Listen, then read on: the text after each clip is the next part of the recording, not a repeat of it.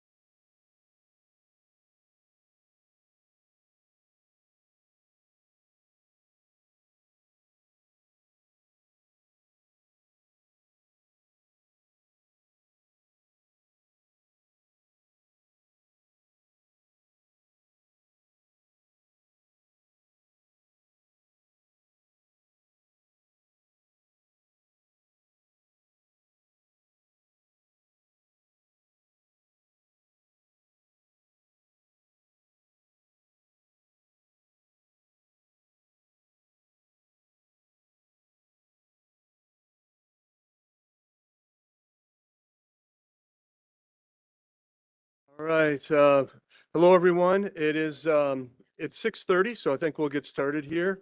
Even though there might be a few folks who join us yet. My name is, I'll try to get a little bit closer to the microphone here. My name is Steve Kreklow. You still can't hear? Brenton, I don't know if you can hear me in the back. Can you adjust the volume on the microphone at all, please? See if we're able to do that. All right, I'll keep talking here to see if the volume gets any better. So, can the folks in the back of the room hear me okay? All right, looks like we're good.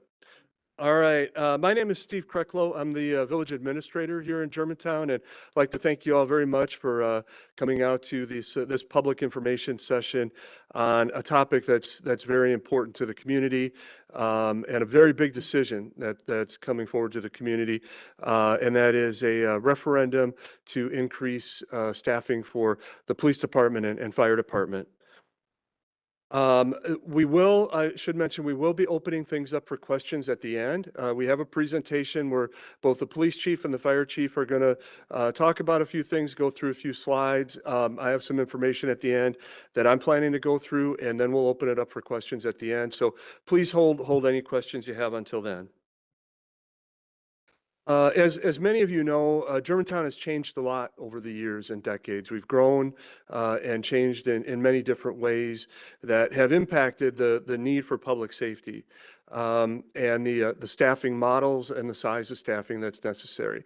What we have identified and what the village board asked us to move forward with on April 2nd is a referendum question which addresses the need for additional staffing, and in particular, 10 additional firefighter, paramedics, and 4 additional police officers at a cost of about 1.4, just a little bit under $1.5 million.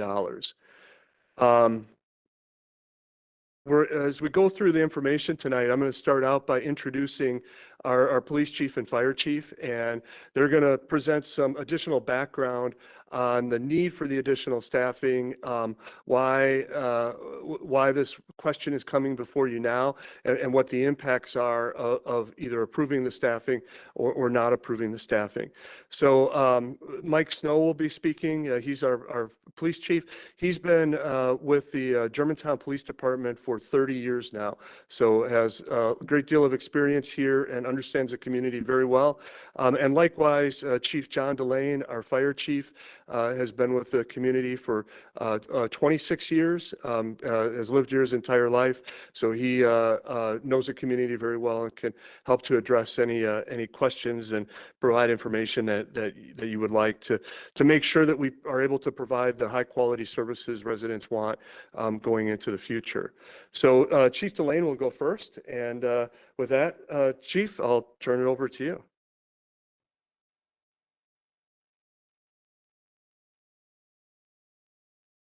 Thank you, Steve. Hello, everyone. Once again.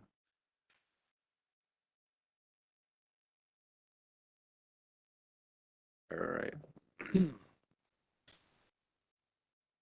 So over the time with the fire department that I've been with it, we have had decreasing levels of paid on-call firefighters and EMTs, which is not just a problem in Germantown, it's actually a nationwide problem, as well as a problem in Washington County in total, to the effect that Washington County is actually starting to study this issue, not just with Germantown, but for the other 13 fire departments in the county. Our paid on-call staffing has decreased faster than we have been able to add any full-time firefighters or paid on-call or part-time firefighters. Insufficient staffing is putting a great deal of pressure on the fire department and the current firefighters. Currently, our full-time firefighters work what's called a Chicago schedule, which is 24 hours on duty, so 24 hours at the fire station, 48 hours off duty. Currently, with the way the laws are, our firefighters are allowed to work 72 hours straight at the fire station before they need to have 12 hours off, and then they can go back to work for 72 hours if need be. The reality is, over the last year or so, we have had firefighters working in excess of 144 hours of overtime in a week. So that is on top of their 53 hours work week. Firefighters do not get paid overtime until after they have worked 53 hours in a week. Increasing calls for service. As everybody can pretty much tell, Germantown is a growing community. Not only is it a growing community, it is an aging community. We have a significant increase in senior living facilities, and just the population as a whole is increasing, which puts pressure on our department. Since 2016, we have seen over 41% increase in our call volume.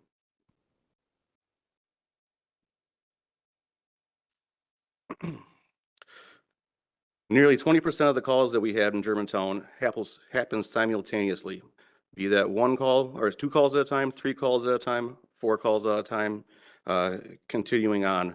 In the last couple of years, the most calls that we've had in a 24-hour period at our fire department, I believe was 36 calls in a 24-hour period. So it makes it very difficult to staff our department with these overlapping calls that happen quite frequently. We currently have 5 people on shift at the fire department 24 hours a day.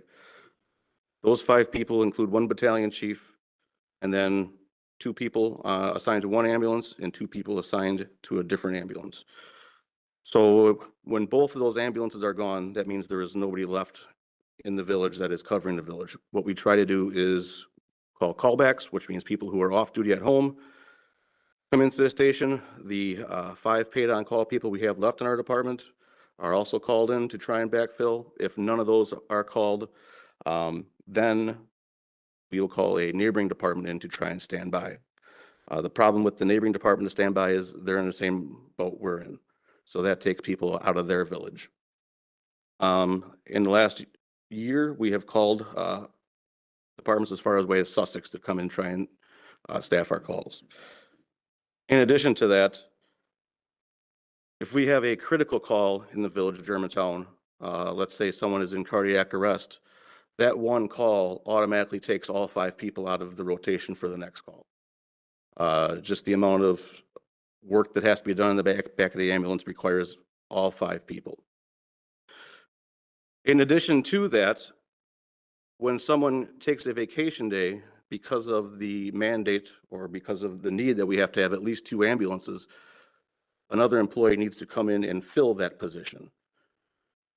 So that is some of the areas that we're getting all this overtime. We can drop down to 4 people on shift 24 hours a day without having to have someone come in to cover a shift. But any less than that, someone has to come in and cover for that other person. So that almost negates that person's time off because they're always covering everybody else. So what does the extra staffing do for the fire department? The extra staffing would allow us to have at least 7 to 8 people on shift, would allow us to operate 3 ambulances. In addition to that, it would allow us to have 4 people readily available to enter a burning building. The way that the standards read for firefighting, for every 2 people you have on in a burning building, you have to have outside of a burning building. In case those 2 firefighters become trapped or disorientated, they have to be able to go in and get those people out. With the amount of duplicate calls that we have, that doesn't happen quite frequently. So we're either waiting for another company from a mutual aid department to come in so we can enter the building, or we're waiting for that other ambulance to clear the hospital so we can enter a building.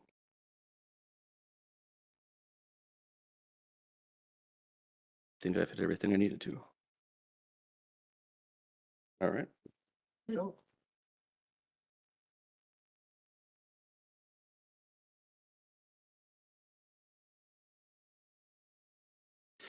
Hi, I am Chief Snow. Thank you all for taking your time to come out here tonight. It means a lot to us. I know it's an important decision, and I certainly appreciate everybody that took the time to come out here and hear what we had to say. So I'm sure it is starting to show, I have been here for 30 years. I started in 1994. It was a very, very different village that I signed up for back in 1994. The calls we were taking, the types of calls were different. The more serious calls came along less frequently. And the climate, whether you want to call it political or whatever you want to call it, was very different. We enjoy enormous support in Germantown. For that, we are grateful. But these last 5 years, I think you can imagine, have been a test for law enforcement all over this country, and it's been no different here in Germantown. What I'm going to talk to you about today, when I'm talking about the referendum, I'm looking at from a patrol side. So I'm talking about those officers that are very visible to you. I'm talking about the officers in marked squads that when you need to contact us, they're the ones that are showing up to take your complaint. This is where we are hurting right now. We are a staff of 38 sworn officers, broken up into support and patrol divisions.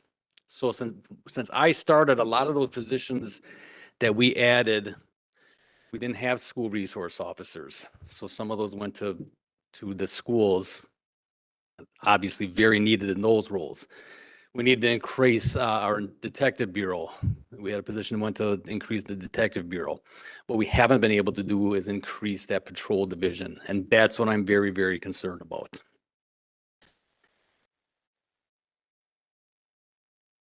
That 67% increase over the last, since 2016, we're talking largely about retail thefts.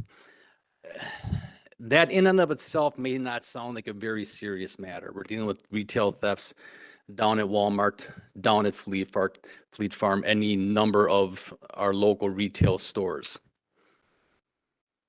But the types of retail thefts that we're dealing with now are very concerning, because we're going to more and more of these where people are armed, where people are wanted on different charges, where people are stealing ammunition while carrying handguns.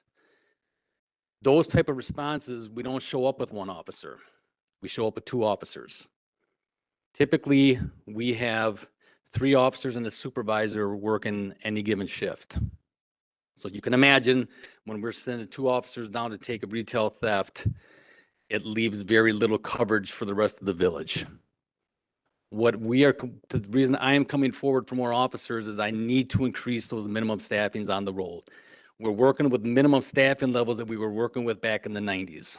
So when I'm talking about 3 officers and the supervisors, we were doing that back in the 90s, and it's just not working anymore. My officers need more backup on the road. This would allow me to basically increase my minimum staffing by 1 officer on day shift and 1 officer on seconds. So I'm simply asking to have 4 officers minimum on day shift and second shift with the supervisor working to help give these officers the resources they need to help keep them more safe. That's what this is all about as far as for the police department, is just increasing those minimum staffings for our officers that are on patrol. And I talked a little bit about this. So the four different additional officers, that lets us do some things that we haven't been able to do for a while, and that's just be more proactive. One of the biggest complaints that we receive in Germantown are traffic complaints, whether it be in the subdivisions where you're seeing stop sign violations, rural areas where you're having issues with speed, where you want an officer out there to try to control those issues, and we simply don't have the squads available most of the time because they're tied up on other complaints. We're not that department would just have officers able to go sit on a traffic post for any duration of time because there's just other things coming in. Additional staff, we are hoping will allow us to get back to some of those proactive things that we had been able to do in the past. Years and years ago, one of the additional bodies that we received was designated as a traffic car that was specifically supposed to be assigned to traffic issues, traffic-related issues. That probably lasted 5 years tops, and that was just absorbed into patrol because we couldn't just use them for traffic. It just didn't work out. We were just too busy for it. So those are some of the things that we are hoping to accomplish with those additional officers. You all know 5 months ago, for the first time in the history of our police department, our officers got shot at here in Germantown. I'm not anticipating that's going to be the last time this happens. We're just looking for more bodies on the road now so that we can make sure that our officers have the backup that they need when they need it. Our officers are working a ton of overtime as well. When our budget is almost tripled over the last 5 years for overtime, that's a concern. It's a concern because officers, well, and let me explain something else. Is one of the shifts we have is called the relief shift. So if an officer is needed on a different shift, we can bump officers to different shifts, and we can do that with 72 hours notice. So, in a few days, you might not be working that second shift you thought you were going to be working. You might be working the third shift, and those relief shifts get bumped continuously, and that's a lot to ask. From what we do that with our dispatch, we do it with our command staff, and we're trying to get to the point where we don't need to do that as much, because it is just taxing on a body to do that continuously, and it's non-stop that they're being asked to do that, or to work extensions, to work the 12-hour shifts. These are some of the things that we're trying to alleviate. Again, our goal is just to increase those staffing levels, first shift and second shift, and these bodies would allow us to do that. So, thank you.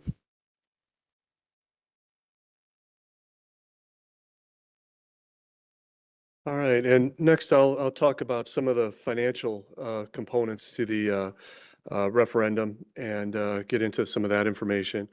And one of the questions I'm sure many of you have is, why do we need a referendum? Why isn't this something that the village can just address as part of its normal budget processes? And, I'd start out by saying that first, we have done and we have accomplished quite a bit in the past few years, and including this year. In this year's budget, we did add 4 police officers and 2 firefighters. We got part of the way there, but there's still a long ways to go. And in order to get to that point of adding those, that getting part of that way this year took some really significant changes in the village budget. Number one, for the first time in a long time, the village board increased property taxes by the maximum they're allowed under state statute, and use that to help create these positions. Number two, we had to go to the step of consolidating our public safety dispatch with Washington County, which we're in the process of doing. And that is a significant change for both our police and fire department, but it does save $300,000 a year, and that savings was put back into those departments, adding some additional first responders. And there were also reductions in other departments that some people may have noticed. We had to reduce library hours. We reduced some of the programming at the library. We had to reduce some of the rec programs, hours for Kids Club, some of the programs that are offered for kids. There were some reductions in the Public Works Department. So all of those other service level cuts have been put back into public safety. And it's impacting other services that residents need and want. And there's not a whole lot further that we can go in that direction as far as reductions. When it comes to revenues for the village, our primary source of revenue is the property tax levy. And that the increases in the property tax levy without a referendum are controlled by state statute. Under state statute, we can only increase property taxes by what's called net new construction, the amount of taxes that we bring in from new buildings going up around the community. And typically, that's about $200,000 to $300,000 per year that we're able to add. And that amount just barely covers what we usually see as the annual salary and benefit increases for our existing public safety staff. So there's not excess property tax levy money that we can put into creating these new positions that are necessary. We've also looked extensively for other outside sources of funding for these positions, other than asking the community for an increase in taxes. The police department has applied multiple times for what are called COPS grants from the federal government, and they have not received one. They haven't received a grant for staffing since the 1990s. The fire department has applied multiple times for what's called the SAFER grant through FEMA in the federal government, and they have not been successful in obtaining that grant. So there have been efforts to try to find external funding, but there are not many sources of funds of the magnitude that's necessary to add the staffing that's necessary. And we have gone after those and have not been able to achieve those. So what that really leaves is the referendum as the sole option that's available to try to get police and fire staffing to the levels at which they're needed. So on April 2nd, there will be on the ballot a referendum question. And I'll give you a moment here just to read it. I won't try to read it out loud. The language, to be honest, isn't always as clear as we would like, but state law does require that it's stated in certain ways, that referendum questions are put, certain language is included, and it's stated in certain ways. But basically, what the referendum question asks is for an increase in the property tax levy of about a little under $1.5 million on an ongoing basis in order to add 10 firefighter paramedics and 4 police officers. So if the majority votes yes on this referendum, we will be able to move forward with the hiring of the 10 firefighter paramedics and 4 additional police officers. And that'll give these 2 gentlemen who spoke here previously the staffing that they need in order to make sure that they're able to respond, quickly and safely and efficiently to medical calls, to structure fires, to criminal activity, and also to do more of the proactive type things that Chief Snow mentioned in terms of controlling speeding, some of the nuisance type things that come up regularly in the community.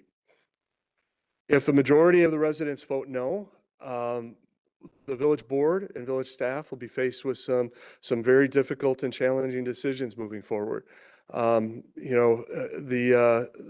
men and women of our police and fire departments are going to continue to do their best to respond. The village board and village staff are going to do everything that we can to come up with additional creative solutions. But it is going to create some very difficult long-term challenges to maintaining the level of service that residents see right now. So here's a slide that talks a little bit more about what is the impact on village residents and property owners. So the levy, property tax levy increase is $1,449,468, and that would be on an ongoing basis. I've got a little chart here that describes the impact on residential properties. So if your house is assessed at $350,000, your total increase per year would be $178.13. That breaks out to about $3.43 per week. We've included $100,000 on this chart. There aren't a lot of $100,000 houses in Germantown, but as a way of kind of calculating what your impact might be if you don't have a $350,000 home. For every $100,000 value of your house, the annual cost would be $51 or a little bit under $1 a week. And you can multiply that out. If it's a $400,000 house, you're talking about a $204 annual increase, and so on. And again, this is a big ask. And I think that, that the village board recognizes it's a big ask. Our police and fire chief recognize it's a big ask. And village staff, recognize that it's a very big ask of the community. But I think that it's important to know that there are benefits to that. That while there is a high cost, you see benefits in terms of response time for calls. Chief Snow or Chief Delane mentioned that we're seeing an increasing amount where when our two crews are out on calls and a third call comes in, we might call Richfield or Menominee Falls. And we're seeing an increasing number of times where they're busy. Their crews are all out. They don't have anybody in the station to send. So we have to go further out, as far away as Sussex. And what's the response time from Sussex, Chief Snow, or Chief Delane, I'm sorry? That's about 12 minutes. About 12 minutes, which, if you're the one receiving the care, can be a significant issue. There's concerns about both the safety of our public safety staff in terms of the amount of overtime that they're working, and being able to maintain safe operations themselves, and also safety for the residents, that when they're responding, that we have crews responding who are not working unrealistic or on outrageous amounts of overtime. So, and then finally, I think as Chief Snow mentioned, trying to manage some of the crime issues that the village faces, and make sure that the village continues to be a safe community for residents, for the children, for businesses. So, the election, as I'll state again, is April 2nd, Tuesday, April 2nd, just a couple of weeks from now. Polling places open at 7 a.m. on election day and close at 8 p.m. There are also a couple of other ways that you can vote if April 2nd is not a convenient day for you. We have in-person absentee voting here in Village Hall. The details and the hours for that are on the village website, and you can also request an absentee ballot be mailed to your house. We actually just yesterday sent out about 1,000 of them to village residents who are going to choose to vote that way. Remember, if you do go to the polling place on Tuesday, April 2nd, you do need an acceptable photo ID to vote. And again, I'll direct you to the website if you have any other questions on voting hours or processes here. So at this point, I'll open it up for questions. And what I'm going to ask, we do have a pretty full house tonight. I think I counted about 48 or 50 people that are here in the room today. So what I'd ask is if you have a question you'd like to come up, I'm going to turn the microphone on up at the podium here. If you could please give your name and address, speak into the microphone so not only the folks here can hear you, but also this is being broadcast on Channel 25 and streaming on YouTube. And if you could limit it initially to one question, I'd appreciate it. And I think, out of respect for everyone's time, just if you could ask one question until we get through everyone, and then if you have additional questions, we'll come back around. But I'd like to give everyone an opportunity to at least ask one question before we move into more detail. And also for folks who are streaming the meeting here, you do have the ability to ask questions. And what I'd ask you to do is we'll get to those after we've gotten through the first questions from everybody in the room. And if you have that, just use the raise your hand function on WebEx, and we'll get to you as well. So with that, I'm going to turn on the microphone, and whoever would like to be first to step up, please take that opportunity.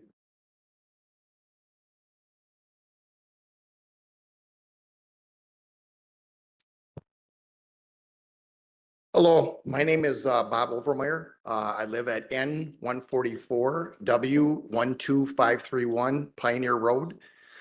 Mine is not a question. Mine is a suggestion. As I went through all the materials that were presented to us and that we could see on the internet, one of the things that came to my attention was back to the Safer and Cops grants. I'm not sure if you're aware of this, but 3 recent grants that were done, one to New Berlin was for $2.7 million, and this was a safer. Menominee Falls in 2023 got 5.5 million, and Brookfield in 2021 received just shy of $3 million. Now, you said that we've been submitting proposals to receive grant money. Has anyone ever thought of going out to these communities that have received grant money, getting a copy of their grants, studying their grants, and checking it against the Germantown submission grants to determine why are they receiving it and Germantown is not? Because that would be a suggestion that I would make, that people take a look at those and say, well, why did they receive it? What is in their proposals that we don't have? The other thing is, in the future, say we are successful in securing a grant from one of these programs, I would highly suggest that the agreement is made that any money that we receive from these grant programs would reduce the amount of the $1.5 million equivalent to the year that the money that we receive in each of the years that we would receive the grant money. And that's all I'd like to say.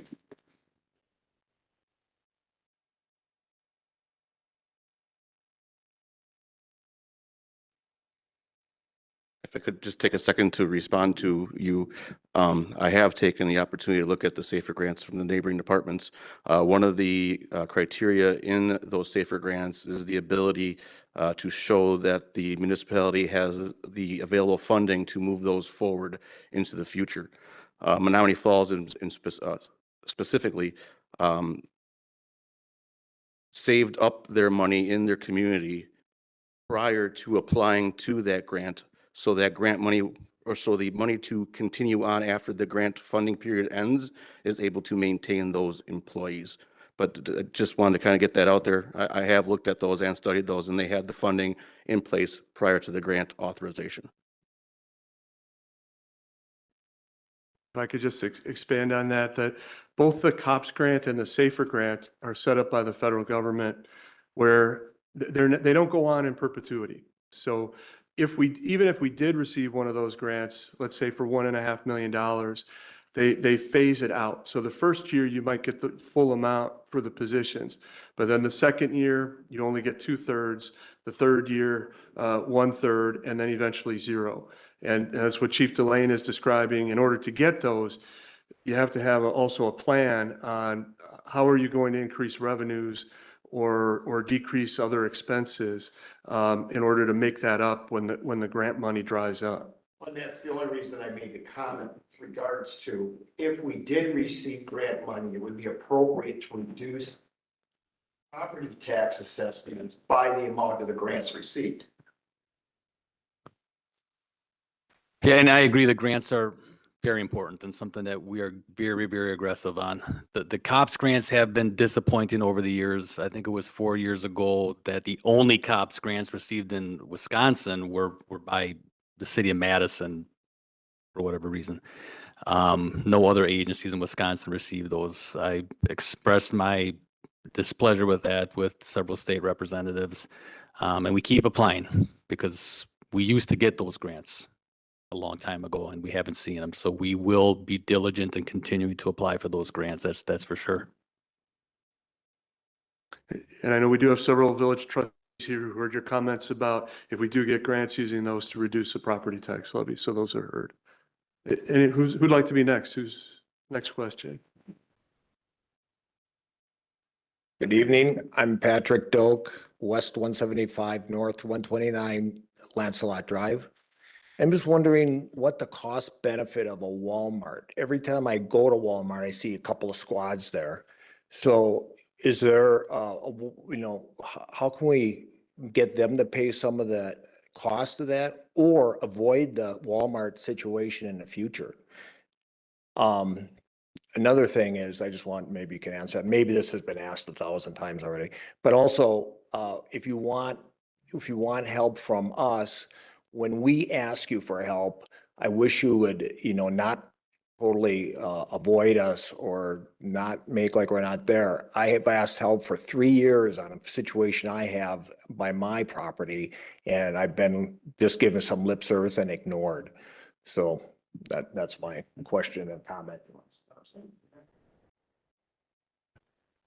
I can real quickly just talk about the Walmart situation, and your question about the cost benefit analysis is something that a lot of communities are looking at, and I think that's changed a lot over the past couple of decades. There was a time when communities were really looking to try to attract the big box stores back in the 90s and the early 2000s, but I think a lot has changed since then.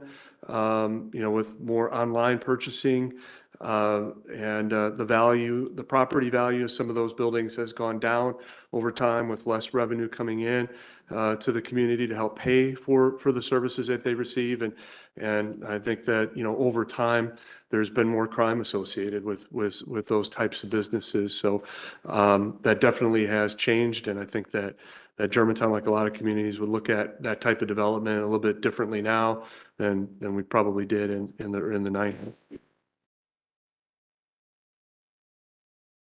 So next question. Hi, good evening. Doug Lohman, W180N9881 Rivers Bend Circle West. Chief, I'd like to compliment your staff first off. 15 months ago, my wife was having dinner with my 90-year-old neighbor. They were having a wonderful time, and she just went, "Your people were there 2 minutes later." I got over there because my wife was freaking out, and your people were professional. Unfortunately, she passed, but I mean, they were just fantastic. Chief Snow, I mean, your people, I'm very impressed with them and everything. Thank you. I do believe we need to take a full inventory on things like this. So that means we need to talk about the bad with the good.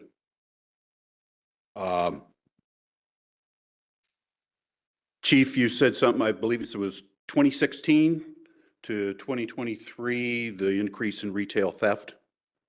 Yeah, 2016, do I have that right? Okay. A few years prior to that, we started seeing MCTA buses coming up in here. And that has changed that whole area of Germantown ever since then. I do a lot of work in inner city Milwaukee, and all of a sudden it was the kind of driving that I try to avoid on inner city Milwaukee, I'm now avoiding on County Line Q. You've got the increase in retail sales. We self-inflicted that because we had to somehow or another say, yeah, Milwaukee County Transit Authority, come in here. We did that. We've got to take ownership of that. The other thing I wanted to say was it slipped my mind, and well, I'm going to leave it at that then let somebody else go. Thanks. Thank you.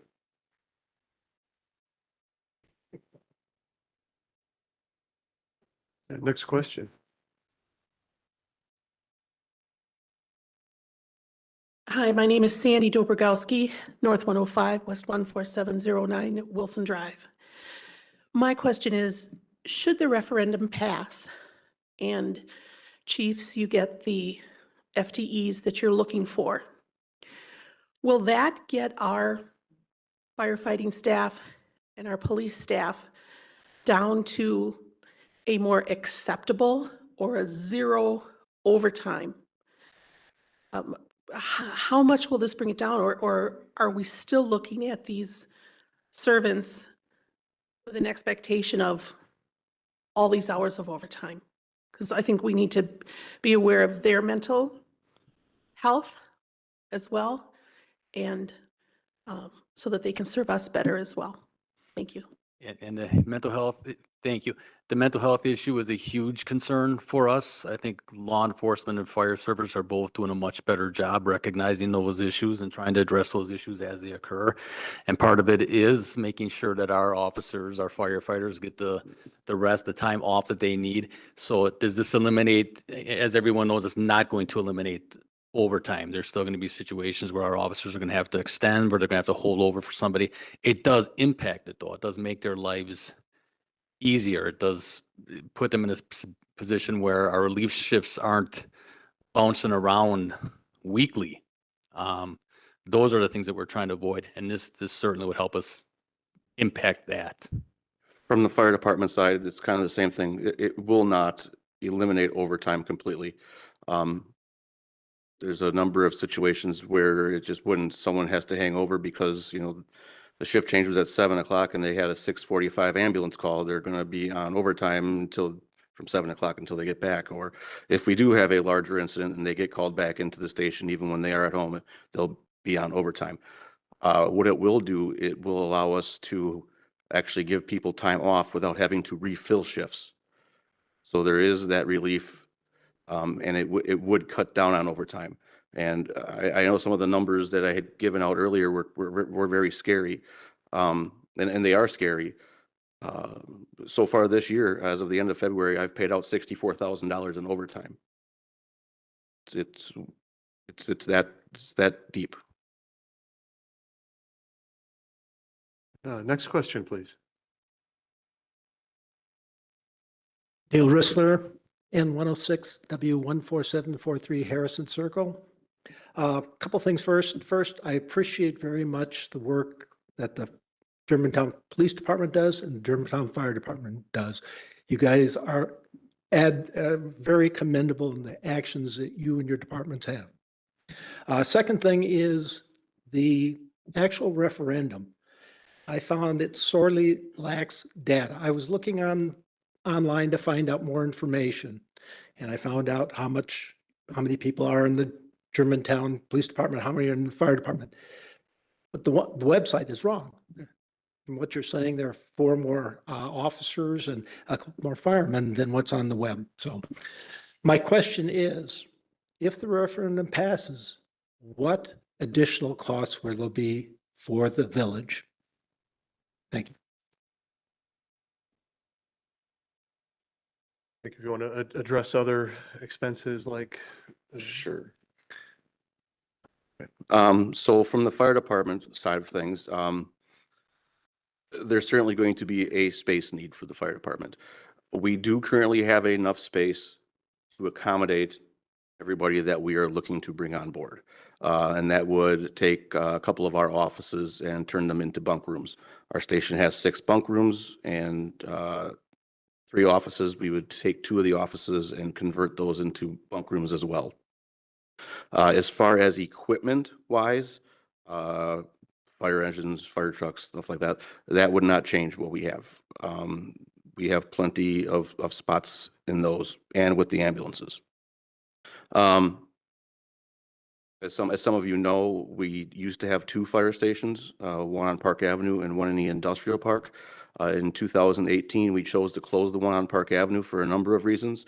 One being having 2 people at one station and 3 at the other station kind of kept us separated with not enough people to go onto each piece of apparatus that way. The other reason being as when the station was built, modern fire apparatus weren't fitting through the doors as well. So we had a lot of problems with breaking mirrors off of doors and having to remove HVAC equipment from the ceiling so the trucks would fit height-wise. In the short term, we would be able to handle everybody that we needed. In the long term, if we ever needed to add any more, that would create space issues. As far as equipment, turnout gear, and apparatus, we have enough for all of that.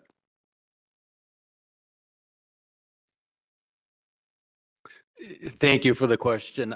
From the police department's perspective, we are at the point where we're going to have to start looking at probably additional squad cars at some point in the future, and solutions to finding those, whatever that may be.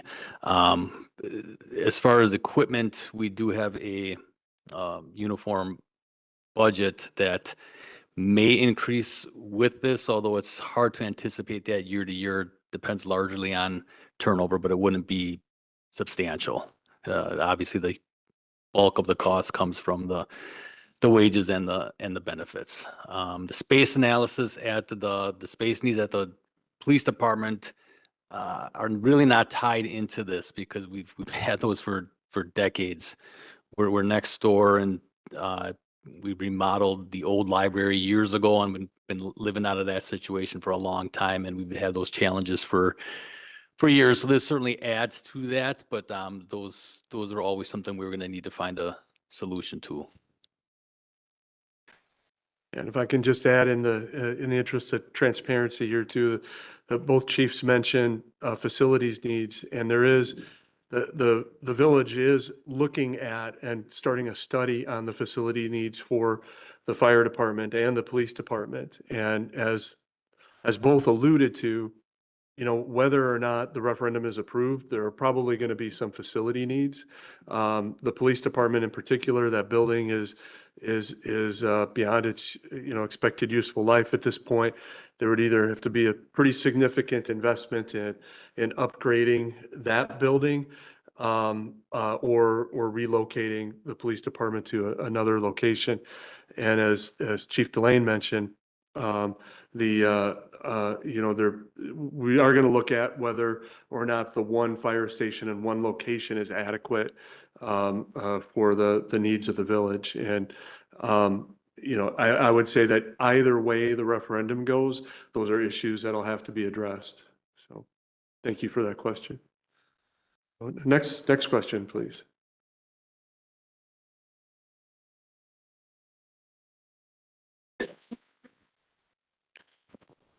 William Peppard, N96, W14668, Emerald Lane. Chiefs, thank you for your service. Thank you for facilitating this environment so we can communicate openly. This is what we strive for as a community. My question is about the flyer that we received in the mail. I'm an analytical person. I appreciate the data. The bottom graph is a bar graph that looks at increased demand for police officers. I'm struggling to understand what the rationale was for selecting those communities for comparison.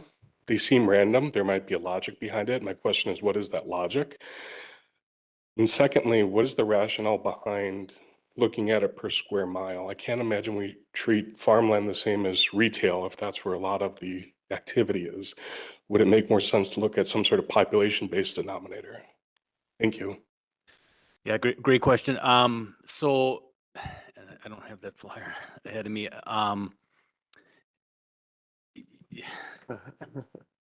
Thanks. So thank you. So the population per square mile, it was just another visual to kind of get people to understand, because I don't know that everybody really knows area-wise how large Germantown is. It's somewhat unique in that it's almost 36 square miles. It was a township that started getting annexed into a village years ago. So we deal with a lot of square areas, and we have the village divided into areas. So a lot of what we're looking here is response time. If we have an area squad way on the northwest side of the village that's needed down on the southeast side of the village, it's not like other communities where they're traveling across 3 or 4 square miles. They have quite a ways to go to respond as backup for their officers. And looking at these departments, I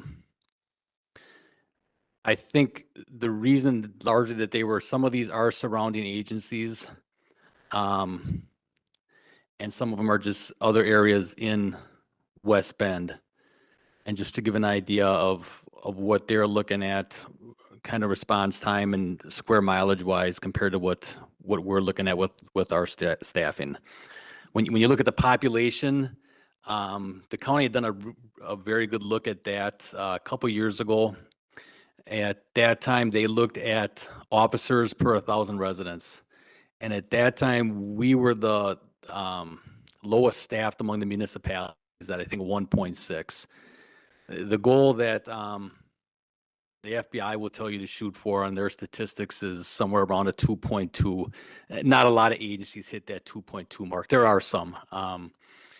But we were the only agency lower than us was Washington County itself, the Sheriff's Department. So when you look at, population per 1,000, that's kind of at that time where we were at. The 4 we had this year certainly improved that and moved us up more toward the middle, but still struggling in that ratio as well. I'll just Back. add something real quick while Chief Stone's returning the flyer. The other thing, and we have looked at numbers of, officers per capita.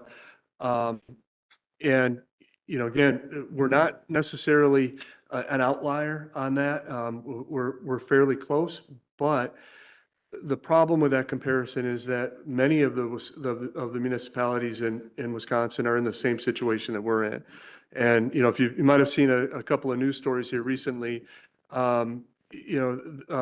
this April, Port Washington and Grafton are doing similar referendums, looking to add public safety staff.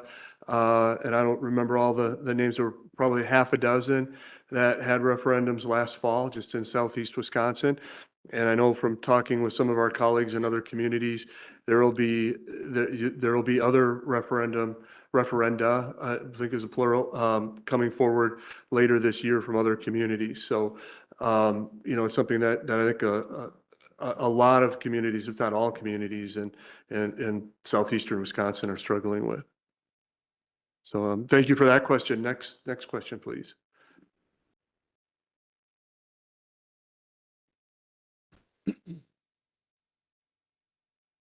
Good evening. Bob Ruel, West 188, North 12489 Maple Road. Gentlemen, thank you for your service. 40 years ago, the fire department saved our family home, so I thank you for that.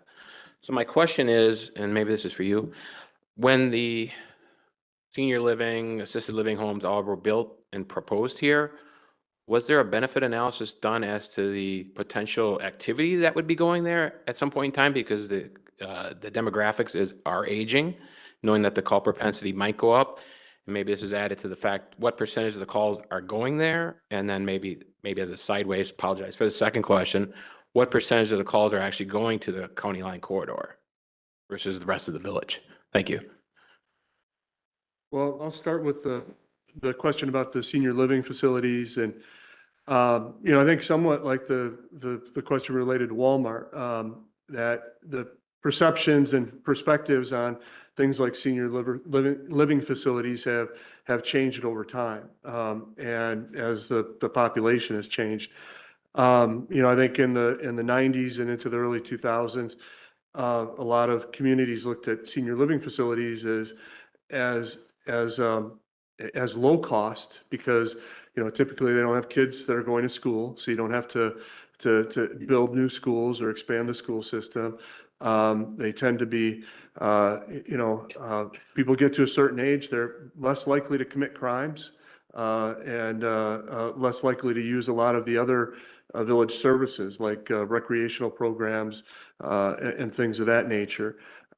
So I think at the time, it was communities, not only Germantown, but a lot of communities viewed senior living facilities as really advantageous types of development to take place in the community. But obviously, as folks have gotten older and, require more medical care and more emergency services, that equation has changed a little bit. And I think the perspective is certainly different now than it was, 20 years ago or even 15 years ago.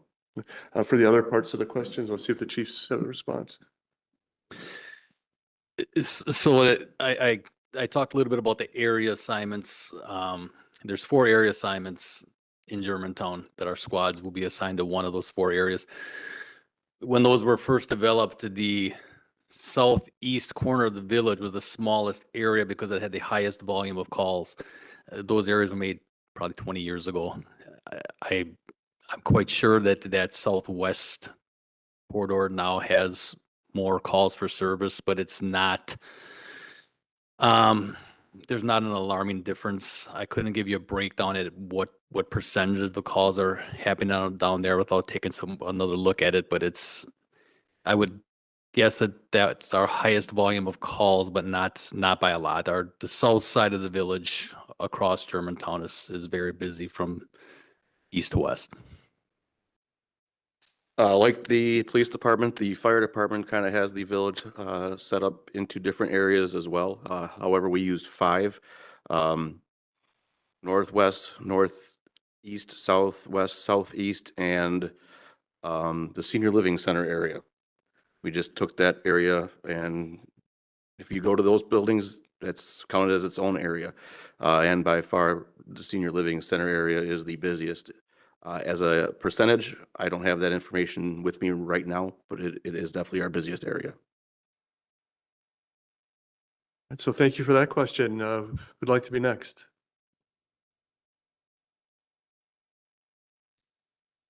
Phil Percival, North N108 W14782 Bel Air Lane.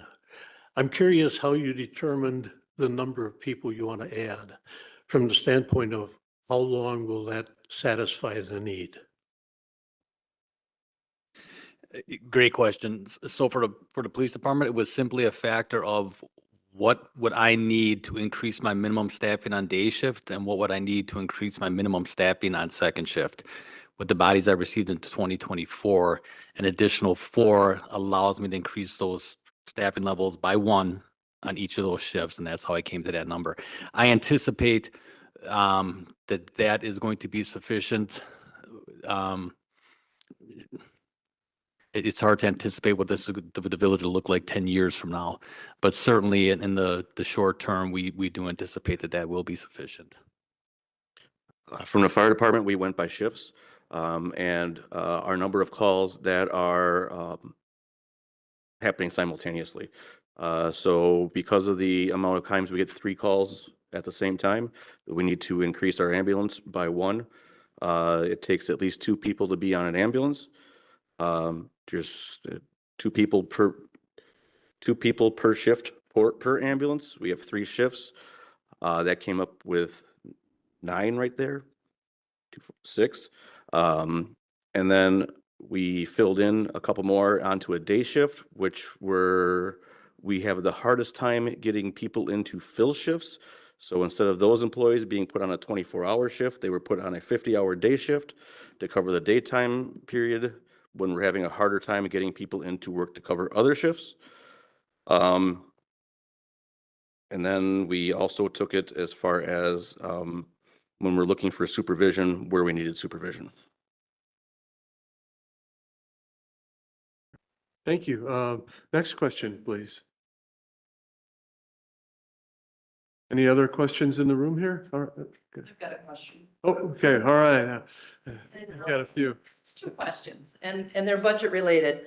My name is Cheryl Loffer. I reside at W148N12345 Pleasant View Drive, and these are budget related questions. So I want to know what percentage of the overall village budget is devoted to public safety. And we understand that certainly, and we've seen the flyers about the library, and you've referenced the fact that internal sources have been impacted by closing some of the gaps that have been identified in the budget cycle. So in the budget cycle, how much of the public service gap was closed through rebalancing funding for other departments within the village? We know what the gap. I mean, we can see by looking at the numbers that a gap still exists. But I'm curious in those budget discussions, how much of the overall gap that was identified was addressed by rebalancing within departments? Sure. Good question. Thank you. And actually, I've got some really cool pie charts and things that are on the village website. And there's actually, it's still on there. We were going through the budget process. I recorded a PowerPoint presentation that goes through in a lot of detail the questions that you were asking.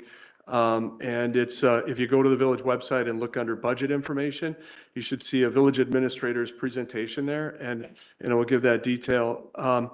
But to kind of, more briefly answer the question, about half of the village overall expense budget is for police and fire. And then just breaking it down a little bit further, if you add the public works in there, so plowing and all of that kind of stuff, you're at about 70% of the overall budget. And if you were breaking out just the property tax levy, where those dollars go, it would be even a higher percentage, because things like the Park and Rec program they get a lot of revenue to offset their expenses. There's a community development department, and they spend about $1 million a year, but actually all of that's recovered through fees charged to developers. And, when you take out a permit fee to put in a new water heater or things like that, so that it pays for the inspectors. So it's 50% of the budget, but it's even a larger percentage of the property tax levy. And when we looked at closing that gap, we did look at the dispatch savings as being a big piece of the puzzle there.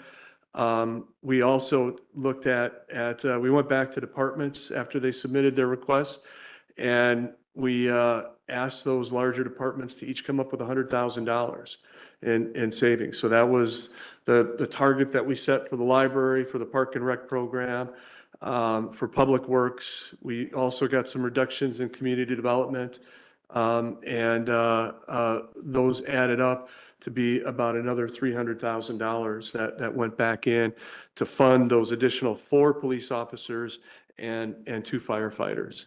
So, and that was about as far as we could stretch it in a year. And it got us partway there, but there's still quite a ways to go. So thank you. All right, next question. My name is Manny Garmendez. I live at W173 and 12287 Fond du Lac Ave. And I've got a question and a suggestion. My question is, are the funds in this referendum exclusively to be used for adding personnel, or could they be used for more equipment if Germantown can't offer higher salaries than other departments in a similar position? My suggestion would be that community volunteers with similar training experience could be used to bolster your watch bills. Thank you.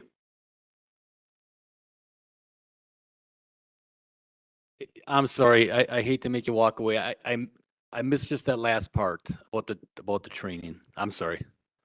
I get my Firefighters or officers that have served before in the community that are retired or moved on to other things, perhaps they could help to alleviate your watch bill shortage where you need bodies to fill positions. Gotcha. Okay. Thank you. So as far as the fire department goes, yeah, we do still have a core group, well, down to 5 of volunteers, paid on call employees. We do have one of our retired deputy chiefs who does come in to help us do our public education programs, our first aid classes, items like that. He also runs our Fire Explorers, our cadet program, and he does that at 0 cost to the village.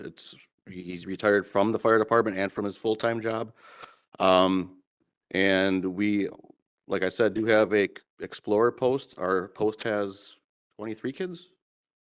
About 23 kids between the ages of 14 and they can be in up to 21, but you can become a certified firefighter at 18 years old.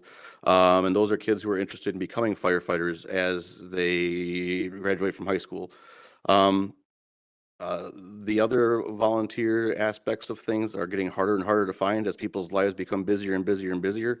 I alluded to it in my part of the presentation that it's not just a Germantown problem with volunteers, it's a nationwide problem.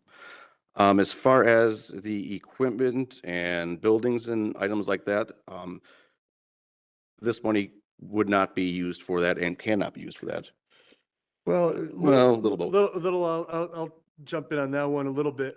So the way that the state law works regarding referendum, we have to say what the money is going to be used for and how much it's going to cost. So if the referendum passes, the village is bound to add 10 firefighters and 4 police officers, and that's what the money would be used for. And also, under a different state statute that was just passed, if the village would ever reduce the number of police or firefighters we have, the state would eliminate state aids that they give us for shared revenue and for other purposes. So by and large, we would have to keep those positions. We couldn't go back and change our minds and reduce those positions. However, if, and I'm not saying this is likely, I don't think it is likely, but if the cost of the firefighters and police officers was less than what was in the referendum, or if we got grant funding, then what the village board could do is utilize that money for equipment or buildings, or to reduce the property tax levy, and basically give that back to the residents, to the taxpayers. So we're bound to add those positions, and we're not allowed to eliminate or reduce them once they're added. But if for some reason they cost less in the future, there would be flexibility to use that for other purposes or to return that money to the taxpayers. So again, good question. Appreciate that. I think there were a couple more out there. And just real quickly, I love the idea of the volunteering, and we do run a Citizens Police Academy. We'll post it on our Facebook page, because we do rely on those graduates to help out with parades and things of that nature. But yeah, that is a great idea, and I think something that we need to continue to look at and explore different ways to do that. Thank you. Thomas Williams, North 109, West 16882 Hawthorne Drive. My basic question is, when do these tax increases end? I have a feeling us late baby boomers, we're getting taxed out of the village. In the 34 years I've lived here, or we've lived here, I put up a village hall, we put up a library. I don't know if that's a new firehouse in the industrial park or remodeled. We've redid Meckman Road. I just feel we're getting taxed out of here at 65. I'm hoping I got another 15 years left, but in those 15 years, I have a feeling we're gonna have to put a new police station in. That's gonna have to raise our taxes. My tax bill right now is $4,500. I'm on the low end of that spectrum. My house is $350. I feel sorry for these people that have the 500, the 750, even the $1 million houses here. I mean, most of the people here are probably my age and feel like they're probably getting taxed out of the village at this. And that's all I have to say. I absolutely hear what you're saying. I appreciate what you're saying. I thank you for coming forward with that. I get it. I do. We came forward because we're just, our people are at a point where we're looking for solutions. We're looking for help for them, and just don't see a lot of other opportunities available for us right now. And for you, sir, and everyone, again, I think the chiefs, the staff in the police and fire departments and village hall all understand this is a lot to ask, and it is up to the voters to decide which way to go. I would say I know that I've gone through 7 budgets now here in Germantown, and the village board is very fiscally conservative. They are watching what is spent very carefully and doing their best to try to keep taxes down, and appreciate your comments. So, all right, we've got another question. Yes. Melanie Smythe, N140W17938 Cedar Lane.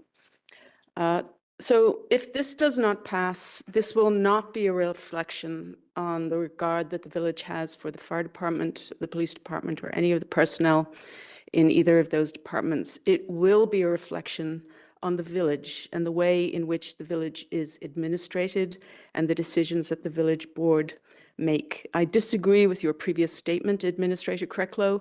I have participated for 2 years in the budget meetings, and 300,000 here or 100,000 there from the rec department does not add up to 1.46 million that you're asking for.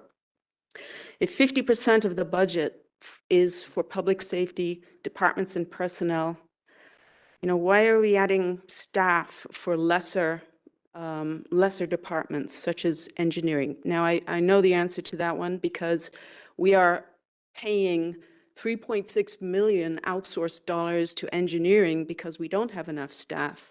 So one of the things I'd like to see is that the savings from the engineering goes to these two departments so that we do not have to come back here, whether this passes or not, to be adding money back into or asking for more taxes. So the engineering fees need to go back into the general fund. And if we need police and fire, that's where the money should go. There's been too much focus by this village board and this administration on development at the expense of public safety for years, for years. There has also been a problem with the way in which the financial assessments are done. You've been behind on the audits for several years. We are now catching up. So good job on that. And with Tyler Munis coming on, which is the new village financial thing, that should help with the reporting. But the reports need to be true, transparent, and robust, and clear, and simplified so that we can all understand it. There is a lack of transparency in the financials for this village, and that needs to change immediately.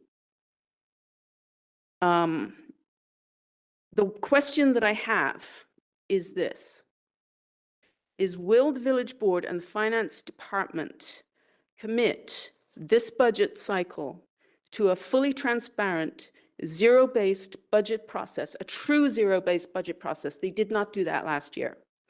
You kind of shaved a little bit off here, shaved a little bit off there, but you did not go back to zero.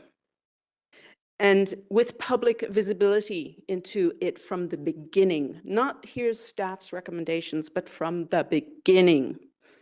And this would include how the TIDs are being financed and how much money is being diverted from the general funds and also from the school district away from the police department and the fire department and other departments that we need. I want a commitment from the finance department and the village board that you will do that you will do a true zero-based budget process that's fully transparent to everybody in this village. That's what I'm asking for. Will you do that? All right, that's Yeah, that's my question for you. well, thank you for your question. Actually, there's a few things in there that I should address.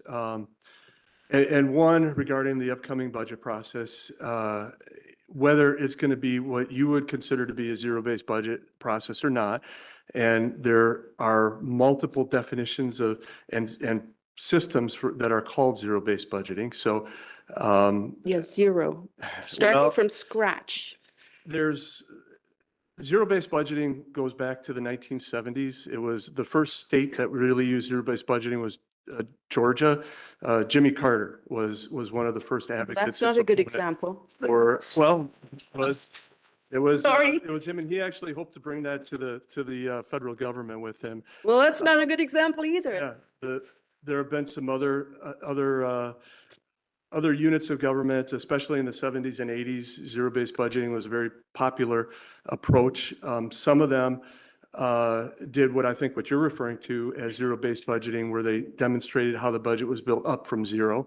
Correct. Others put together what they called decision packages, which were sort of a hybrid of zero-based budgeting and program budgeting.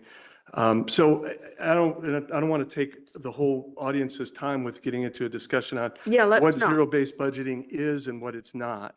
But I think that there is support from the board to take a hard look at what the budget is.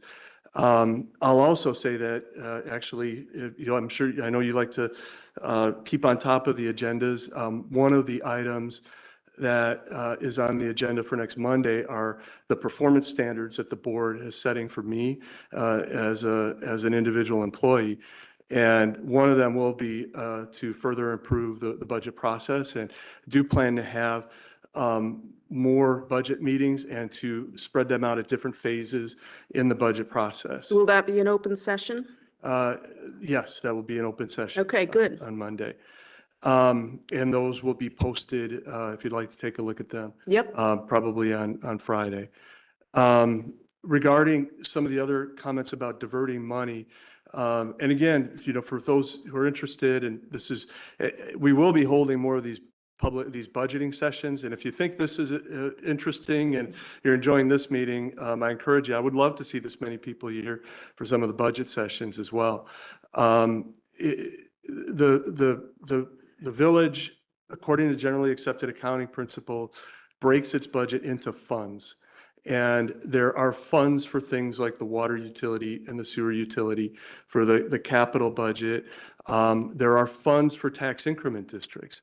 And money is, you can't take savings from one fund and move it into another. I'm not talking about that, and this is not the right place to get into that discussion. Right, but I'm trying for the So- folks here, you talked about transferring money from engineering over to the police department, and there are limits on what is possible to do with that.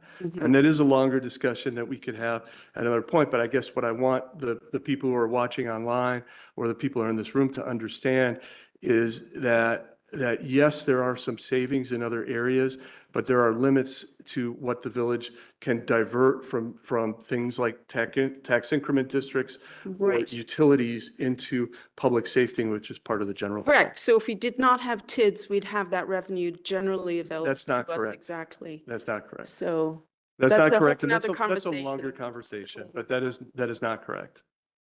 So thank you for that question. Next question.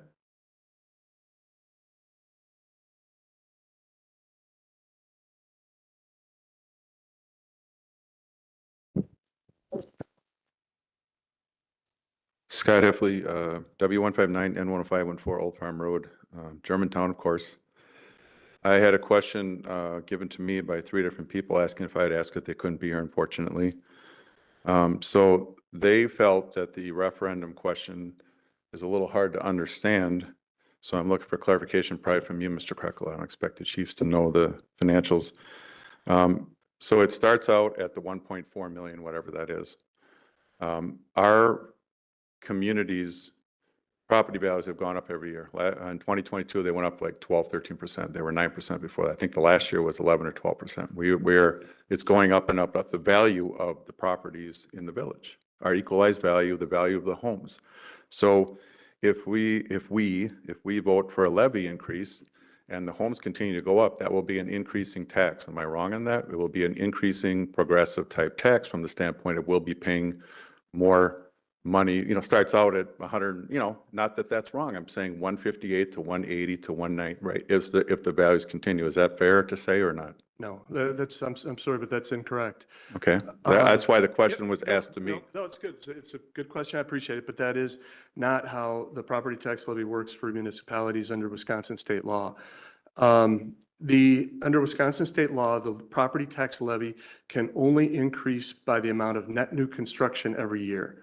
So the way the state calculates that, and there's a form, it's posted online. It's the levy limit worksheet that we prepare each year. We have to submit to the Department of Revenue, and they check our math on this.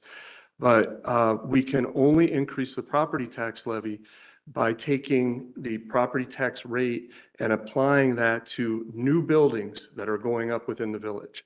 So if you look at all the houses that have gone up in the past couple of years, expansions within the business parks,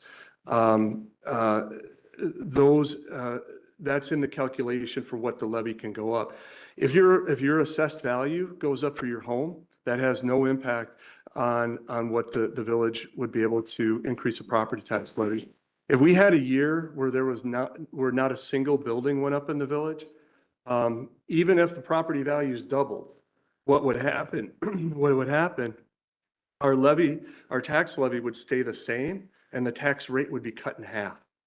So as property values go up, it just means that the tax rate goes down. The only increases in property tax levy that are allowed under state law are increases related to net new construction. So the mill rate could go down over time, is what you're Correct. saying. Okay, Correct. that wasn't my question. So my question was, I saw no mention in any of these discussions or slides or flyers that the state of Wisconsin, in their generosity, has decided last year and on an ongoing basis to give villages extra money to help fund public safety. There was it's a state law. And we got we should have gotten more. can't get grants, we can't get enough money, but we got about $516,000 or somewhere around there. And my understanding is, and in talking to Dan Knodel, our representative, that is scheduled to go up if the state revenues continue steady and we keep increasing, whatever that means. So was that ever considered as an offset so that the people voting here don't have to pay, if we have 520,000 coming in every year, 540, 550, could that be an offset and make the 1.4 million 900 or a million? I mean, is that even thought of? Was that processed that way? Because I don't think most people in this room know that that's what happened, because that's really what happened. So, a good question. Thank you for bringing that up. The state did increase shared revenue for the Village of Germantown by about $500,000 for 2024. And that we'll be able to keep that $500,000 on an annual basis going forward. During the budget process, that $500,000 did go towards public safety, but it went in terms of increased salaries based on the union contracts for the police union and the fire union, as well as increases for the non-unionized employees in police and fire to address compression, as well as to be able to attract people into those positions. I think as, public and private sector, you hear a lot about employers having difficulty finding people to fill positions and having to increase wages in order to attract people. And police and fire are no exception to that. And so that is where that $500,000 from the state is utilized. That $500,000, the way the statute is listed, will go up on a percentage basis based on what the state sees in increases in sales tax collections. So let's say, in most years, the state sees increases in sales taxes of 3 to 5% per year. It's basically, typically tied to inflation. Sales tax revenue, usually you can track it along with inflation for a time period. So, if we get, say, a 5% increase in sales tax revenue, that means that $500,000 would go up by $25,000. And that would be helpful, and it will help to fund some of the ongoing expenses related to these positions, but it would take us a long time to get to the $1,450,000, $25,000 at a time. Thank you for answering. I just had a couple of comments. First of all, I want to thank both chiefs for your service to the village for many years. I've known you gentlemen a long time. You do an excellent job, and this village supports you. We do. I mean, maybe police isn't supported elsewhere, but it is supported here. And your efforts, for everyone I talk to are greatly appreciated. I just wanted to do two quick things, maybe a couple quick statistics that people were not part of the referendum presentation. And I took it off to our last audit. I'm an analytical guy, so these numbers are from Baker Tilly, so they're not made up. In 2013, that's 10 years ago, Chief, 11 years ago, you had 31 sworn officers. You had 31 10 years ago. Now we're into our 11th year, if we call it 14 to 15. You had 34 officers at the end of 22. That's 10 years. So in 10 years, this village only added 3 officers, while your call volume went through the roof and got more serious as time goes on, okay? Now in this last budget, I think as part of saying, hey, we need to do a referendum, the village found a magical way to add 4 officers, which I'm not mad about. He got 4 officers, you got a couple, right, Chief Delane? So that's good, but it shows that we can do that if we want to. And the question has been, why haven't we wanted to until now? Because we're adding, forget about this, the 4 officers we added 3 officers in 10 years. That means public safety, in my opinion, was not a focus to budget for in this village. And for me personally, just me, public safety is number one thing that I'm interested in. Public safety. Then you can throw roads in there and you can have an argument about the rest of it. Who's picking up my garbage? But public safety for me is number one. So I guess I'm a little upset that it hasn't been more of a priority than it should have been, because these gentlemen up here work their what's off and try to do it with not the right people. So I think, referendum or not passing or not, it's a failure on the planning of not these gentlemen doing the best they can, but a failure on the village board over the years with staff to not make the correct. We could have funded this stuff before and not been in the predicament. So we're here now, so we'll see what happens. Last thing I'll say is the population in Germantown has not grown. And I'm sure you two are thankful for that. Not thankful for the new, number of calls going up, but thankful that we're not growing like we were in the 80s and 90s when we were seeing 10% a year growth. That would have put you in a real pickle. So in 2013, the population of this village, was 19,815. The population in 2022 was 21,015. So in 10 years, we had a 6% increase in population in the village. That's it. But along with that, we are now have the dubious distinction of being the oldest village in Washington County being the oldest county in the state of Wisconsin. We're the oldest county with the oldest people. So that leads to that whole discussion about why we have extra calls, as you say, the special district for old folks' homes or whatever you call that. So I just feel that, okay, this is, whether this passes or not, this is going to be an ongoing issue. I support the police, fire safety, public safety, but these are actual things that maybe not everybody understands, which I chose to share them. Thank you. Thank you. Next question.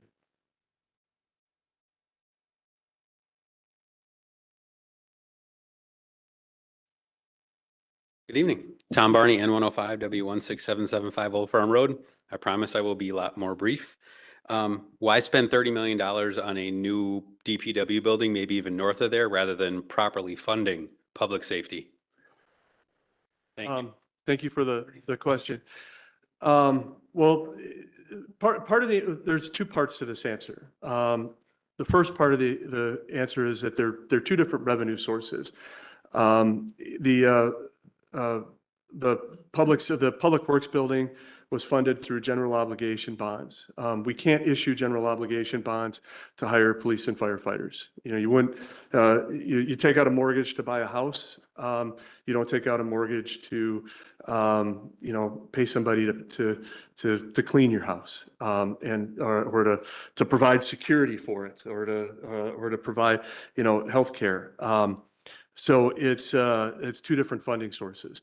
But the other thing that I will say about the public works facility and the cost of it is that when we were planning that facility, we were replacing a facility that was built in the 1950s and has been in service for over 70 years now. And the village board gave direction at the time that the DPW building was being built, is to make sure that we were not building it only for the needs today, but for the needs for the future. So it did increase the cost to build a building that is going to provide public works services to the community. Literally into the 22nd century. So that did increase the cost, and it is an expensive facility, but it's going to be the center of operations like snow plowing, ice control, mowing, ditch maintenance, sewer and water maintenance for decades to come. So, I think that the direction from the village board was to make that building something that the village would be proud of. And I think we'll be opening that facility later on this year. And when it's open, we're going to open it to the public. I hope that you all take advantage to come and see what the facility looks like. And I hope that it's a facility that you're all proud of. So thank you for that question. And next question.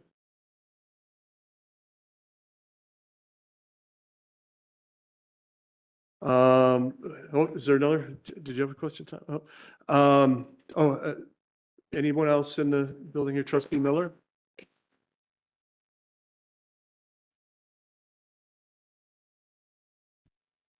Someone left their notes. My name is Jan Miller, W151 and 10297. I cannot comment on the referendum because I'm a village trustee and we can't.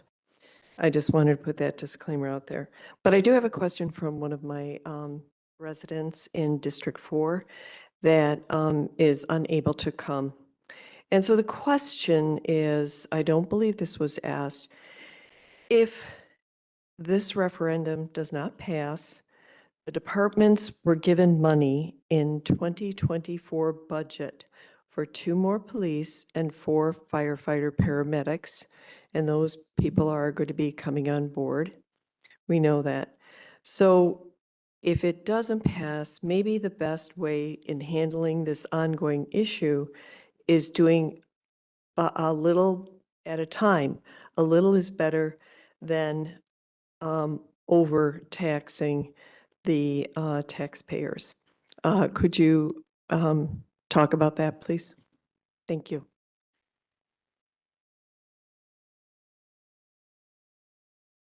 If the referendum does not pass, we will make every effort to provide the same level of service that we always have.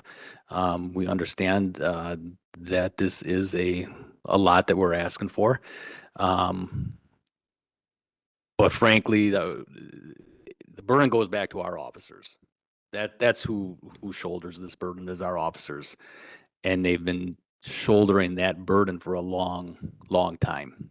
That was the reason that when I took the chief's job back in 2020, one of the issues that I said I was going to address, that I promised I would address, that I promised myself and my department I would address, is the staffing issue that we've been plagued by for decades. That being said, we will be grateful for anything that we can get, and we will utilize those resources to provide the best possible services that we can. For the fire department, we will continue to provide the services that we do the best that we can. As far as incrementally adding people in the future, if that is what's needed, it's kind of an odd situation for us where we have to add typically 3 at a time. Otherwise, it creates a shortage on one of the shifts because there are 3 separate shifts. And going back to the numbers per year, that kind of, it's funny. But we will continue to do the best that we can with what we have. Thank you. And any other questions in the room here? If you have actually, real quickly, since before we get to second questions, is there anybody on WebEx who has a question? If you are on WebEx, you can just unmute yourself and speak into your computer microphone, and we'll be able to hear you in the room. Oh, well, I'm hearing nobody on WebEx with questions. So yeah, please go ahead. Hi, Phil Principal again. I got a question about taxes. I don't know that much about, but what we see here is residential taxes. What's with business and industry? How much tax does this village use from residential versus industry or whatever, and how is it going to affect them? Okay, good question. The commercial businesses, whether it's industrial, retail, but all properties within the village, and this is actually in the state constitution, pay property taxes based on the same rate. So when we get to the end of the budget process, the village board adopts a total property tax levy for the village. And last year it was around $15 million. And then you calculate a rate by dividing that property tax levy by the total assessed value in the village. And if you take that, then you end up with a rate, a property tax rate. It's called the mill rate. Sometimes people refer to it. And that mill rate is applied to, that same mill rate is applied to all properties in the village. So whether it's an 800 square foot residential home or whether it's a 700,000 square foot manufacturing light industrial facility out on Holy Hill Road, they both pay taxes on the same property tax rate. So if the referendum is adopted, that $1,449,000 gets added to the property tax levy, the rate is calculated, and then it's applied evenly to all properties within the village. So thank you, good question. Any other questions?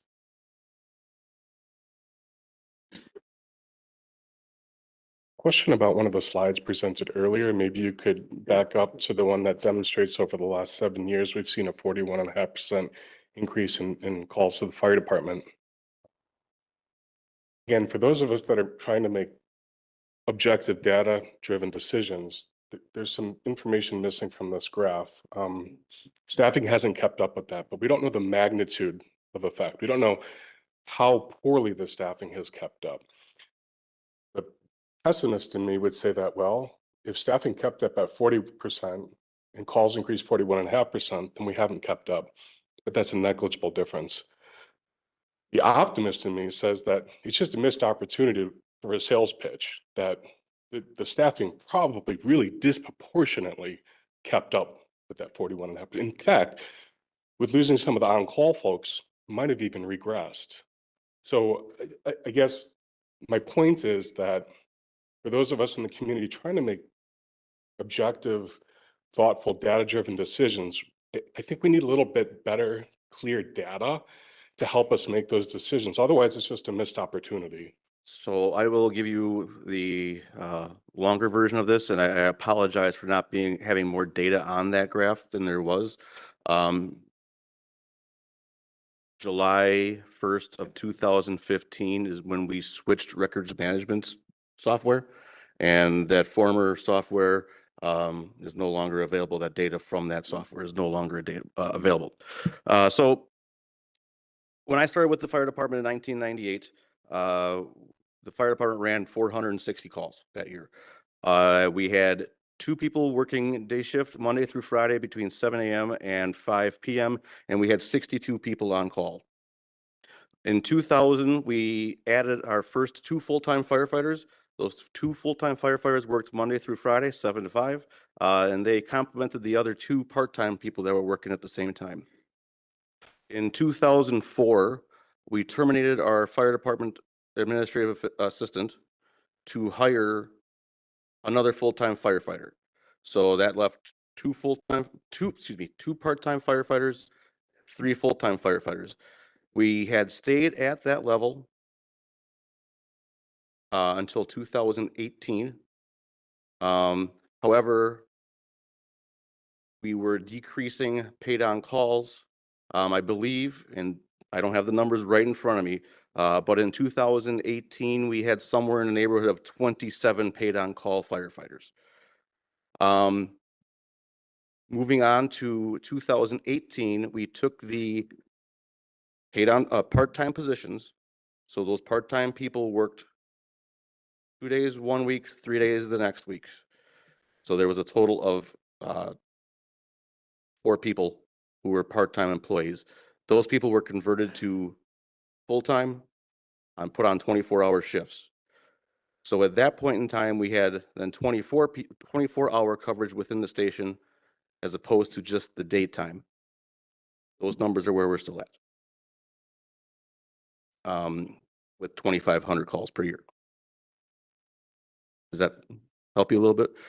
Yeah, it does. I think it's someone to ask that question to make that case, right? Yep. Thank you. Any other questions? I actually have a question for Chief Snow, Chief Deland, and for both of you. For Chief Snow, we used to have a thing in the local Germantown Express News that had a police blotter that gave an indication of how many reports there were. We don't have that anymore. I'm wondering, once again, if people knew how much the police department had calls and what they were doing, I think it would make everybody understand more the need. Chief Deland, what's the difference between a paramedic and a firefighter? Are they the same, or do they require different requirements, educational? And the third question I have for both of you is, do we have any mutual aid agreements with any other villages or towns? Thank you.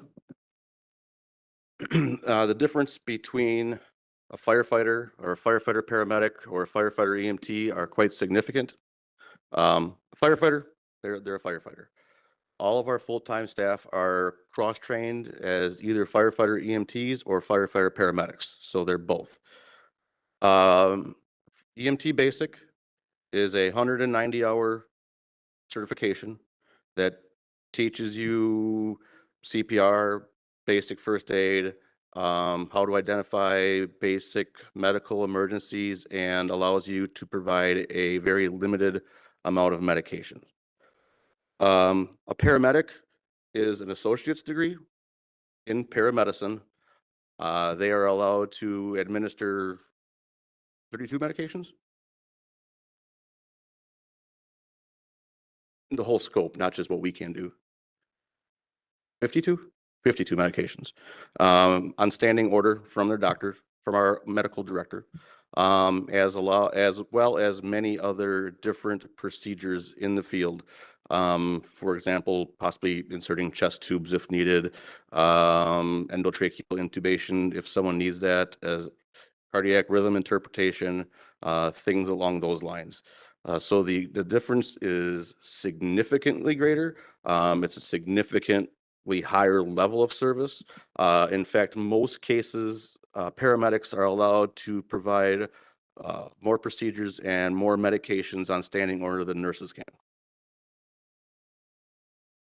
As far as staffing, like I said before, all of our full-time employees are cross-staffed as either a firefighter EMT or a firefighter paramedic. The only ones that are firefighter EMTs are the ones that were hired prior to us becoming a paramedic service. Since then, they've all been paramedics. In regards to the blotter, Express News had recently approached us on that same issue. A lieutenant that retired was the one who had done the blotter, and we just need to figure out what he did. But we're close. It's going to be back up very soon here. I can interject. Sure. On the same token as the blotter, they used to do that for us too, but every week the Express News used to call us to get the numbers. As far as mutual aid agreements, no standing mutual aid agreements with outside communities. What we do have is a smart response, we call it, that we train with periodically, where we are able to get mutual aid from surrounding agencies very rapidly if needed. We do, some of our officers are assigned to the Washington County SWAT team. We have 8 officers assigned to that team, so we work with them pretty regularly as well. Fire department has mutual aid agreements with every member of what an organization called MABUS in the state of Wisconsin, which is most counties, not quite all of them, but most of them. And direct agreements with all of our surrounding neighbors. It's kind of intricate on how it works, but basically what it says is that we are not allowed to draw more than 20% of a department's resources at any one time. It works great most of the time, unless your neighboring department has a fire. So Richfield has a structure fire today, right now. We go with 4 people because we have to send at least 4 people on our fire engine. That's 4 of our 5 that are in station. So now we call Mequon and ask Mequon if you can send a fire engine to our station to stand by, and Mequon says no, because they're on their way to Richfield. So then we call Menominee Falls and they say no, because they're on their way to Richfield. So then we keep moving further and further and further and further out until we find somebody who can come in. And hopefully we haven't drawn down their department because they're in the same boat we have. Any other questions? So I take a quick look before I say that I may be the youngest person here. Dan Fidel, W175 North 10 300 Snowers Drive. So I'm an engineer, and numbers, graphs, whenever I see something I like, okay, pretty cool. But kind of alluding to the officers per square mile, anytime I see something like that, I kind of wonder, was that to make the graph look better, to say this gets one more yes out of the flyer? Because if I compare that to, if we do per 10,000 resident, like as you had said, we're really close to the rest of the departments. Not saying that that's what it should be or what it could be. But I also saw on the slide that we have the budget for 38 officers, which that would take us to, instead of 16.1 officers per 10,000 residents, that would take us to 18, which would get us to be above every single one of these but I don't think we have 38 sworn officers right now, right? No, we are authorized for that. Currently? Yes. Okay. So that would get us above all of these that were on this graph. If we're looking just at a statistic of residents, 10,000 per 10,000. So, which is not a fair metric. If you read the internets, it's a metric, right? Right. The standard would be a minimum of 2 per that you would shoot for. Some of them going as high as about 2.2, 2.3. But then trying to look at statistics, looking at things, I very much appreciate all of your reports that you have monthly. Very informative, very clear as to what's going on, what isn't going on.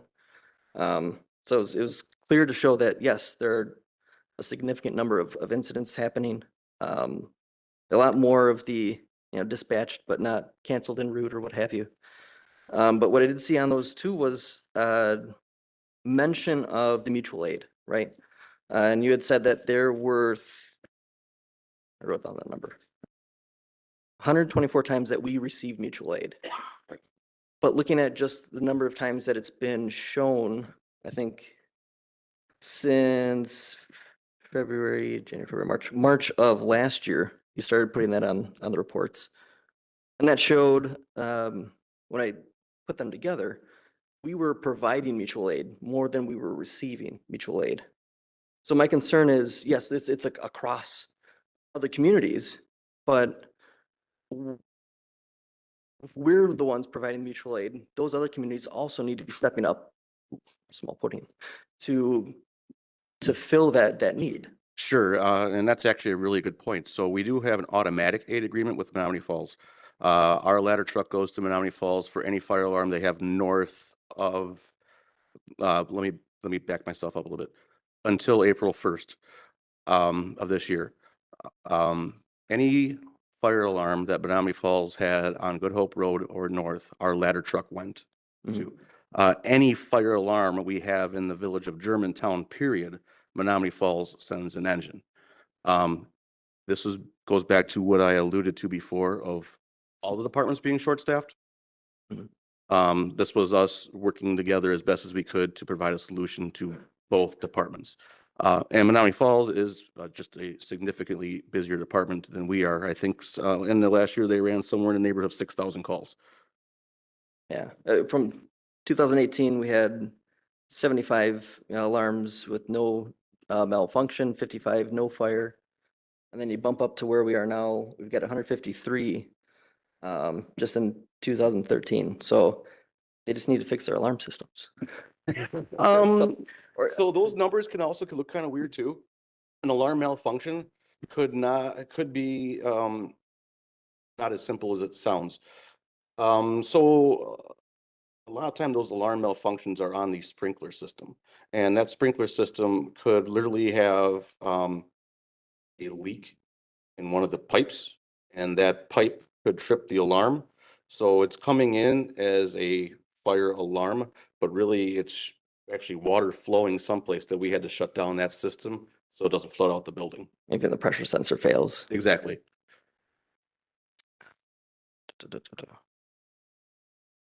So if we're, I guess the question to you then, if we're increasing patrol officers, do we then, if we get them on staff, they're approved, this doesn't cover vehicles for them, right? This is just the patrol officer themselves, or is there enough to share vehicles that we currently have? And at some point, we would need to address the issue of squad cars. Right now, we try not to assign more than 2 officers per squad.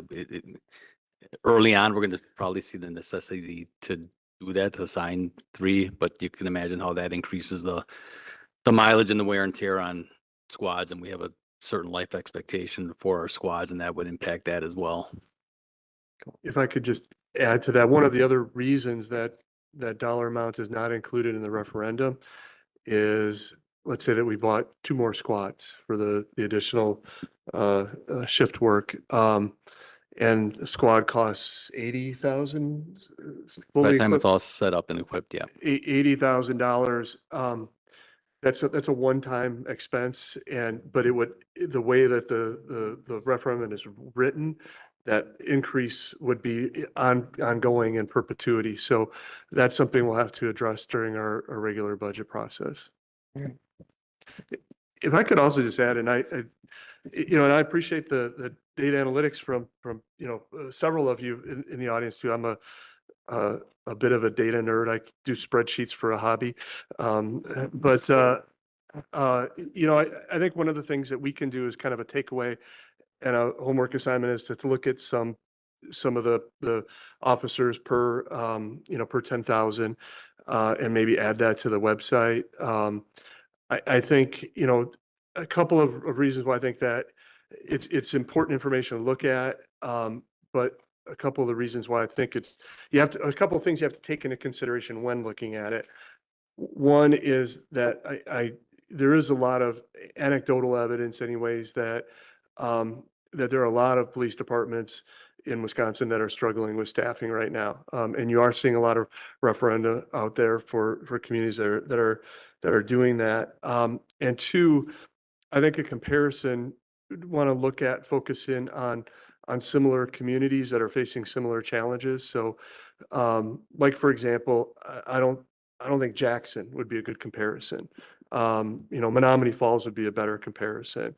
Maybe New Berlin, some that have some of the similar issues with crime flowing into retail centers or across borders. So I think looking at some of those, which ones would be the most comparable might be the most helpful. But that's something I think a takeaway here, based on your comments and some of the others, is we should get a little bit more of that information out there, and we'll do that. I appreciate everything you guys do for the community. Honestly, I'm just frustrated that the tax levy that exists has not been able to keep up. Not that it's always keep up with the minimum, like the VW system. Stop the, hey, what's the minimum? We're just gonna raise that. We're gonna raise that every single time. And I feel like that shouldn't be the default. So thank you. Appreciate the comments. Thank you. Any other questions? I could just address that ISO thing. Oh, yeah. Oh, we did have a question that came on social media about ISO ratings and how this referendum might affect that, and insurance bills that people get. Chief Delane is going to address that. So fire departments in the state of Wisconsin are rated by what's called an ISO rating. It's your insurance services office rating. It's your insurance companies that come to us and say you're good or you're bad, basically. And that rating is ranked from a 1 being the best you could possibly be to a 10 being the worst you could possibly be.